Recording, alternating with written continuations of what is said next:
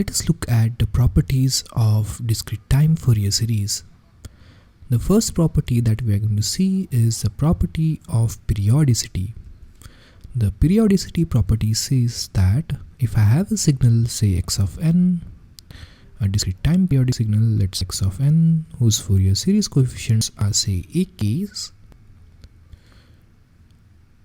then as this x of n is periodic, let's say with a period of n,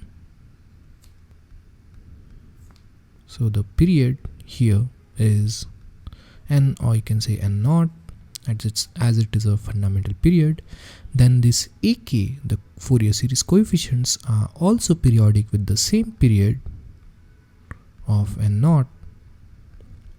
What this means is if x of n repeats after n naught,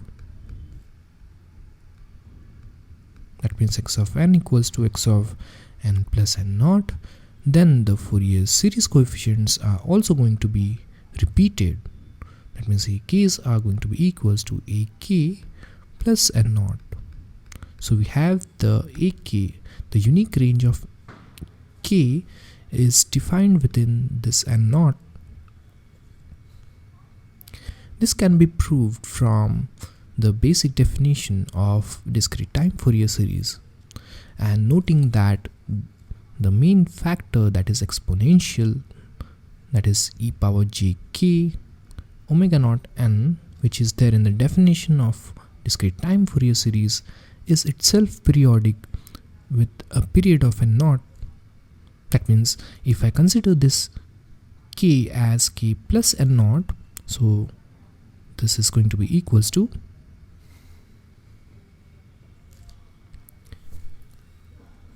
we are taking this e power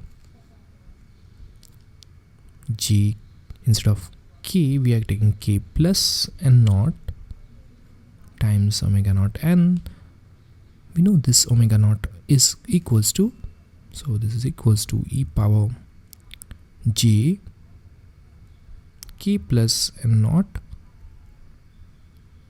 This omega naught is 2 pi by n naught times small n, and this n naught will get cancelled by this factor, and what we are left with is e power is equals to e power jk omega naught n. This is because this n naught will get cancelled, and we are going to get exponential to the power j times integer multiple of 2 pi, that is 1. Therefore this exponential e power jk omega naught n is periodic with the period n naught. Therefore these coefficients, these ak's, are going to be periodic.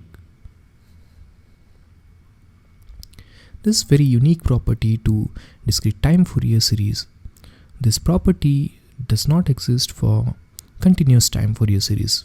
We saw that the continuous time Fourier series coefficients are not periodic in nature. However, for the discrete time case, they are periodic, and that too with the same period with respect to which the signal is periodic. Next property is similar to what we have seen for the continuous time case, that is the property of linearity. The property of linearity says that, let's suppose if I have two signals, x1 of n and x2 of n, being periodic with the same period of say n naught, so they are periodic with the period of say n naught, with their individual Fourier series coefficients as ak's and bk's. Then if I have a linear combination at the input, say a times x1 of n plus b times x2 of n, if I give this signal as an input, I'm going to get a linear combination of their respective Fourier series coefficients. That means a times ak plus b times bk. This property can be proved easily from the definition of discrete time Fourier series. Now from the definition, as we know, the discrete time Fourier series is having the summation. So the summation, as we can split that into two parts, from there we can prove this very easily, this property of linearity. Let's see another property. The third property that we're going to see is the property of time shift.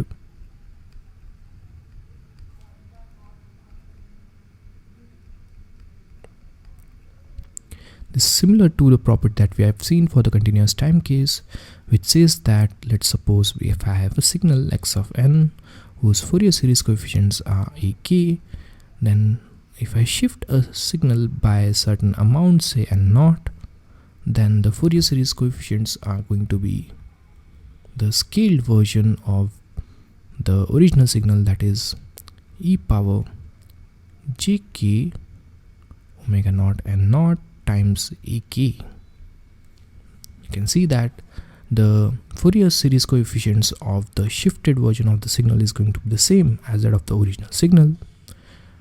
The only change is there going to be the shift. There's a minus sign here. So this shift by n naught is getting captured as an exponential power, this n naught here. This can be proved from the definition of Fourier series coefficients. That means, let's see the proof of this. So proof, you can see that let this original, the new Fourier series coefficients, let they be ck. So we know from the definition Fourier series coefficients are equals to 1 upon n naught times summation n over a period of n naught, and this signal is now shifted version, so that is x of n minus n naught times e power gk omega naught n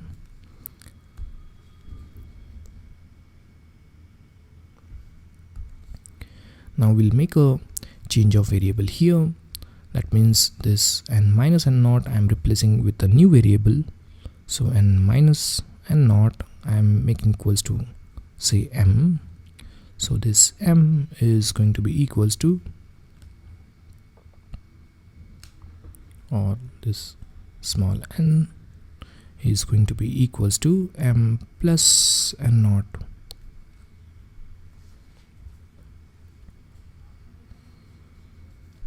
So this is equals to, this implies ck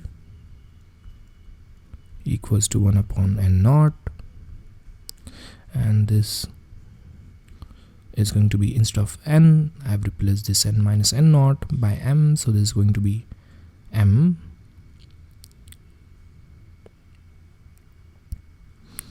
and that is going to be over a period n naught. Can see that this small n is over a period of n naught. So let's say if we take a period from 0 to n naught minus 1, or we can take from 1 to n naught, or we can take from 2 to n naught plus 1, and so on. So over a period, any period is fine. So let's suppose if we take from 0 to n naught minus 1, so if I take this small n to be from 0 to n naught minus 1, we can see this m is going to be n minus n naught. So it's going to be, the whole range here is getting shifted. So this is going to be minus m, this is going to be minus n naught to n naught minus 1 minus n naught. So you can see that this complete range is getting shifted by n naught, and as we know that this small n is periodic with respect to period n naught, this shift in the signal is not going to matter. As the signal is periodic with n naught, we can take any period, let it be from 0 to n naught minus 1, or let that be shifted by any amount, any integer amount n naught. So we are going to retain, we are going to get the same. this summation over a period n naught, as we can take any period, any range, or any set of coefficients of m in a period of n naught. This shift doesn't matter, so I'll write this summation as it is. This is going to be equals to x times x of m e power jk omega naught, n is m plus n naught, and of course with the minus sign there. This minus sign is missing here and also here.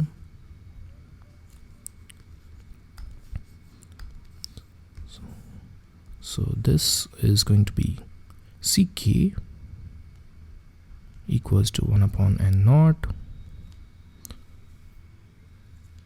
Now we can see that this e power minus jk omega naught times n naught, I can take it outside just because the summation is over m. So this is going to be e power minus jk omega naught n naught times summation over a period m equals to n naught. You can see that this I'm retaining this summation over a period of n naught and not making a change of minus n naught here, because it doesn't matter, as this signal is periodic. We can take any period, so that shift doesn't matter here. So this is x of m e power minus jk omega naught m, and as we can see that this 1 upon n naught summation over a period n naught x of m e power jk omega naught m is nothing but the Fourier series coefficients of this x of m. And if we simply treat this variable m as n, so we can see that this is going to be a keys. Those are the Fourier series coefficients as a keys. So this is equals to e power minus jk omega naught n naught times a k. Hence we have proved that the Fourier series coefficient of the shifted version of the input signal is going to be the scaled version of the Fourier series coefficients of the original signal, and that shift or the scaling factor is going to be e power minus jk omega naught n naught, where this n naught is the amount of shift that has been incurred in the input signal. Let us look at another property. Next property that we are going to see is the property of time multiplication.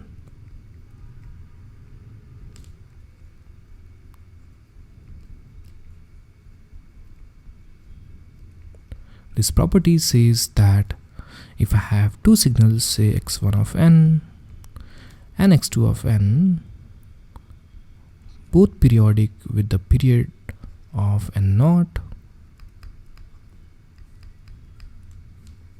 with their individual Fourier series coefficients as say ak's and bk's, then if I multiply the two input signals x1 of n times x2 of n, then the resultant is going to be the convolution of these ak's and bk. That means ak convolved with bk. So that is equals to al times bk minus l summation, where this l is over a period of n naught. So this is the property of time multiplication, which says that if I multiply the input signals, two input signals, then the Fourier series coefficients are going to get convolved with each other. Let us try to prove this property. Proof. Let us consider this new Fourier series coefficients as say ck. So ck is going to be 1 upon n naught times summation over a period n equals to n naught. Now we are going to have this input signals as the multiplication of x1 and x2 times e power minus gk omega naught n. So this ck is going to be equals to 1 upon n naught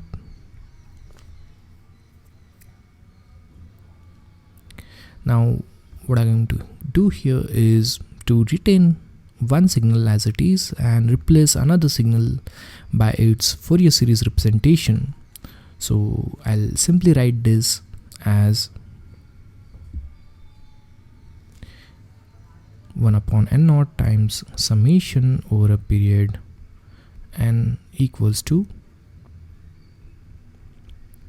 n naught. I'll retain this x1 of n as it is and replace this x2 of n using the Fourier series representation, say k, running from over a period of n naught x2 of n e power jk omega naught n times e power minus jk omega naught n. Now you should note that we can't use the same variable here just because there is a conflict of this k with respect to this k, as we have taken this Fourier series coefficient, the new Fourier series coefficients, as ck. So the variable is k here, and in order to avoid a conflict with this variable, I'll simply make use of some different variable here. So what I mean to say is that instead of k, I'm going to use a different variable here. So instead of k, I'm going to use, let's suppose, L. Now I'm deliberately doing that because there will be otherwise a conflict between this Fourier series coefficient variable of this x2 and this resultant signal ck. So I've used a different variable here. So this is going to be equals to 1 upon n naught. Now what you can see from this equation, that this summation being a variable of n, the outside summation being a function of n, is over n, so I can take it inside, and this summation being over L, I can take it outside. So I'm interchanging the position of the summation. I'm taking this 1 upon n naught times the summation inside this, so that is going to be equals to, so I'm doing some adjustment here. This is summation over L equals to n naught. Now yes, so there's a small change here. This is not x2, this is the Fourier series coefficients of x2, that is bk. Now we have replaced this k with L, so it is going to be bl. So bl, and that is going to be 1 upon n naught summation of this n over a period n naught x1 of n e power, I can combine these two exponentials here, so that is going to be e power minus g k minus L times omega naught n.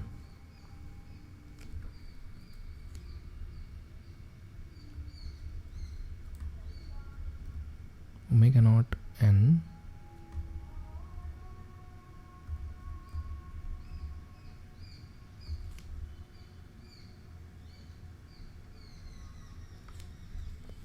so this is equals to, now you can see that this is simply the representation of Fourier series, but where this variable of k is being replaced by k minus L. So as this is the Fourier series representation of x1 of n, we're going to write this as equals to summation L n over n naught BL A of k minus L. You can see that this is a kind of representation of a convolution of the Fourier series coefficients AKs and BKs.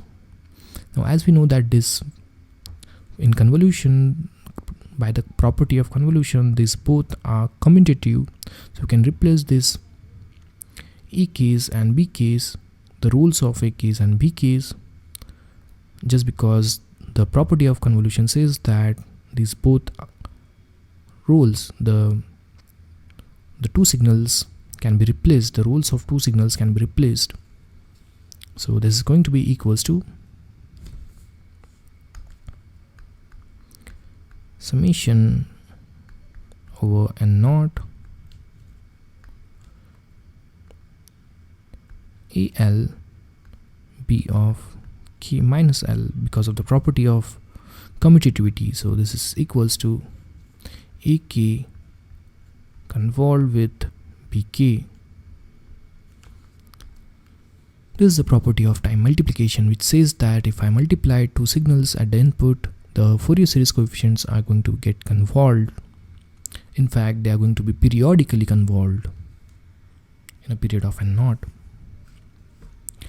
Let us look at another property.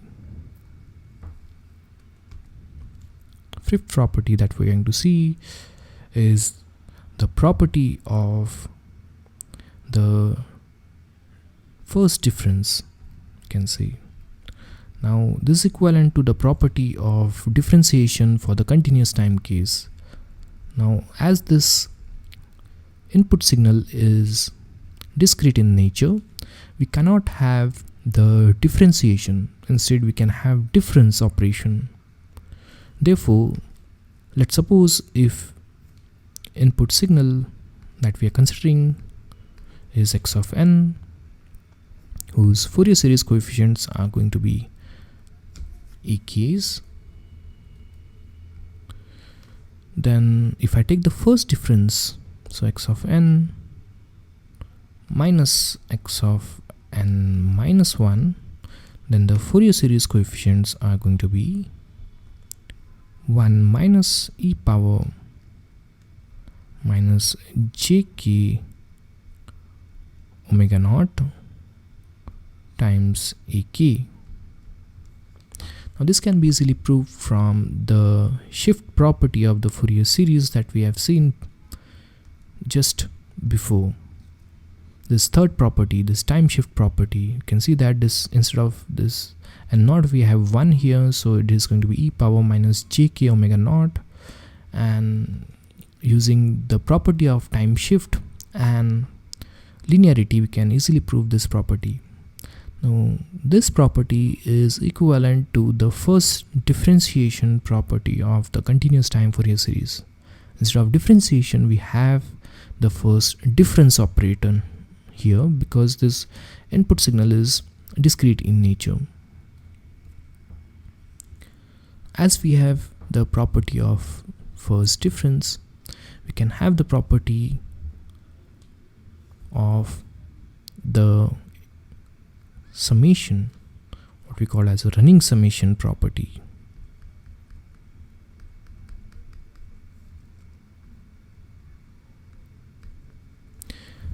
As we have seen that this first difference property is equivalent to the first differentiation property, that is equivalent to the property of continuous time Fourier series. This running summation property is equivalent to the integration property of continuous time Fourier series. So this property says that if I have this x of n, whose Fourier series coefficients are ak, then if I have this running summation,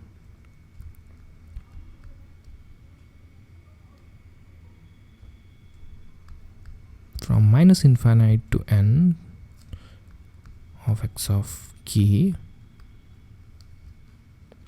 This is going to give you AK divided by a similar factor that we have seen for the first difference, the same factor 1 minus e power minus gk omega naught.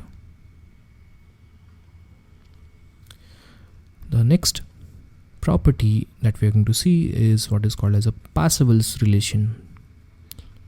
The Parsevals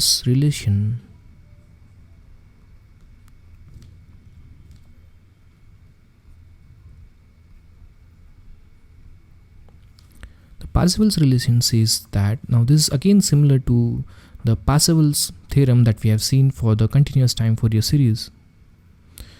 There we have seen that the signal over a period, the energy of a signal over a period is equivalent to the sum of individual harmonic components. Similar thing we have it here for the discrete time Fourier series as well. That means Parsevals theorem says that if I have the summation, the energy of the input signal x of n, you can see that this energy is defined as the mod of x of n square, and of course over a period of n naught. This is equals to summation k over a period of n naught mod of ak square. This property says that the energy of the signal over a period n naught is equals to the energy of the Fourier coefficients, the harmonic components that are ak, again over a period of n naught. As we know that this Fourier series coefficients are periodic, we need to consider only the Fourier series coefficients over a period of n naught. Now this property can be again proved similar to what we have proved for the continuous time case. So the Parsevals theorem says that the energy over a period remains constant no matter if we change the domain from the time to the Fourier, the discrete time Fourier series. Let's stop here.